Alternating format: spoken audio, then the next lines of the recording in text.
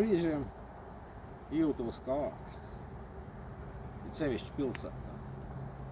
Jūtos kā āksts pareizo vidū, par kuru vienmēr grib pasmieties kāds.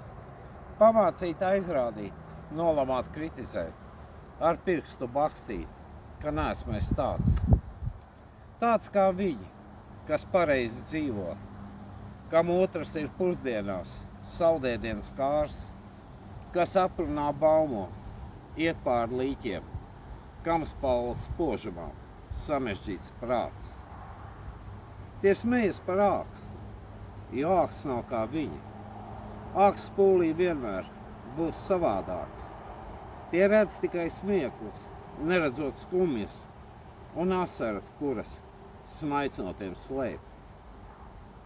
Es smejos par pūli, jo visi tie vienādi, kad pareizais pareizo nicināt sāk, lišķējot smaidot, aiz muguras graujot, bailēs, ka spožumu atņemt var kāds.